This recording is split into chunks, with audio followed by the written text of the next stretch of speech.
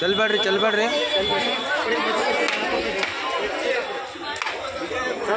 ಹಾಂ ನಮಸ್ಕಾರ.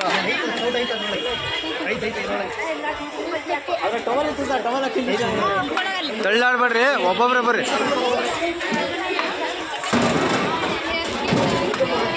ತಳ್ಳಾಡ್ಬೇಡ್ರಿ ತಳ್ಳಾಡ್ಬೇಡ್ರಿ.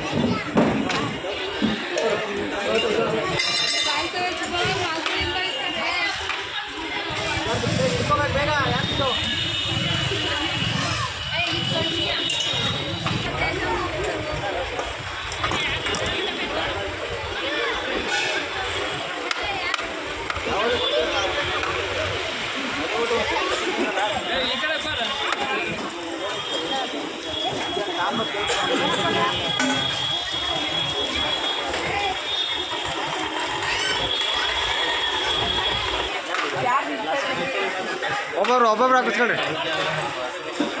ಬಿದ್ದಿರಲ್ಲಿ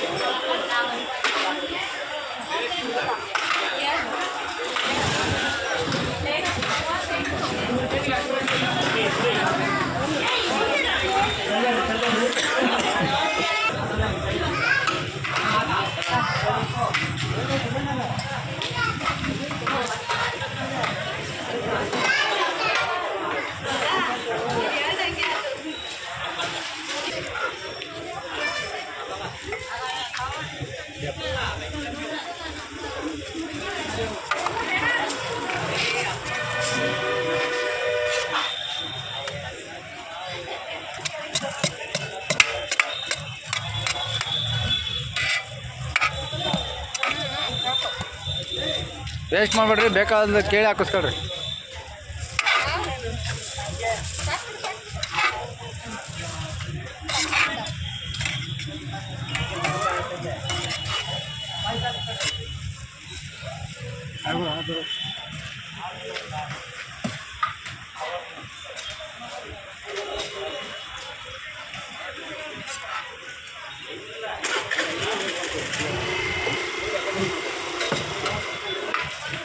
ಎಲ್ಲ ಬರ್ತಾ ಇದಾರೆ. ಇನ್ನೂ ಕೇಳಾಕು ವೇಸ್ಟ್ ಮಾಡಬೇಡ್ರಿ. ಯಾರು ಹಾಕಿಸ್ಕೊಳ್ರಿ, ವೇಸ್ಟ್ ಮಾಡಬೇಡ್ರಿ.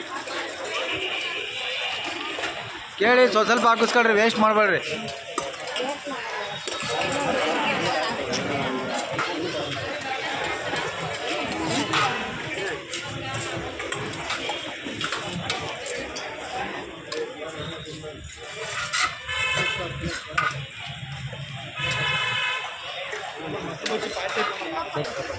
ಎಲ್ಲರಿಗೂ ನಮಸ್ಕಾರ. ನಾನು ನಿಮ್ಮ ಪೈಕಿ ನವೀನ್ ಕುಮಾರ್ ಮಾತಾಡ್ತಿರೋದು. ಈ ವಿಡಿಯೋ ಮಾಡ್ತಿರ್ತಕ್ಕಂಥ ಉದ್ದೇಶ ಏನಂದರೆ, ಹಸಿದವರಿಗೆ ಅನ್ನ ಅಂದರೆ ಒಂದು ಬೇಯಿಸಿದ ಅನ್ನ ವೇಸ್ಟ್ ಆಗಬಾರ್ದು ಅಂತಂದೇಳ್ಬಿಟ್ಟು ಈ ಒಂದು ವಿಡಿಯೋ ಮಾಡ್ತಾಯಿದ್ದೀವಿ. ದಯವಿಟ್ಟು ಯಾರನ್ನೂ ಅನ್ಯತಾ ಭಾವಿಸಬಾರ್ದು. ಯಾಕೆ ಅಂದರೆ ನೋಡಿರಿ, ಒಂದು ಶುಭ ಸಮಾರಂಭಗಳಲ್ಲಿ ಎಷ್ಟೋ ಜನ ಬರ್ತಾರೆ ಅಂತಂದೇಳ್ಬಿಟ್ಟು ನಾವು ವಿಡಿಯೋ ಮಾಡ್ತೀವಿ. ನಾವು ಅಡುಗೆ ಮಾಡಿಸ್ತಾ ಇರ್ತಾರೆ.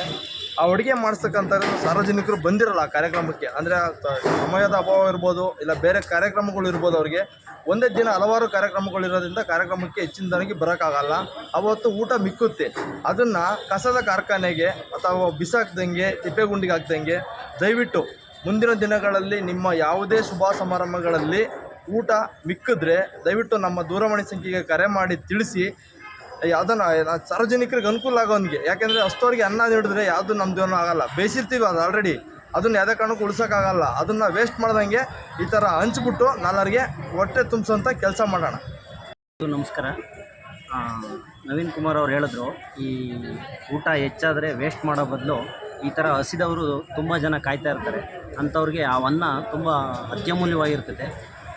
ಹಾಗಾಗಿ ನವೀನ್ ಕುಮಾರ್ ಅವ್ರಿಗಾಗಿರ್ಬೋದು, ಈ ಗ್ರೂಪಲ್ಲಿರ್ತಕ್ಕಂಥ ಯಾರಿಗೇ ಬೇಕಾದರೂ ಕರೆ ಮಾಡಿ ಹೇಳಿದ್ರೆ ನಾವು ಊಟ ತಂದು ಈ ಥರ ಹಂಚಿಕೆ ಮಾಡೋ ಅಂಥ ಇದನ್ನು ಕೆಲಸ ಮಾಡ್ತೀವಿ. ದಯವಿಟ್ಟು ಯಾರೂ ಅನ್ನನ ವೇಸ್ಟ್ ಮಾಡಬೇಡಿ. ಹಸಿದವರು ತುಂಬ ಜನ ಇದ್ದಾರೆ. ಅವ್ರಿಗೆ ನಿಮ್ಮ ಕಡೆಯಿಂದ ನಮ್ಮ ಸಹಾಯದಿಂದ ಅವ್ರಿಗೊಂದು ಹೊತ್ತಿನ ಊಟ ಸಿಗುತ್ತೆ ಅಂತ ನಾನು ಈ ಮೂಲಕ ಹೇಳ್ತೀನಿ.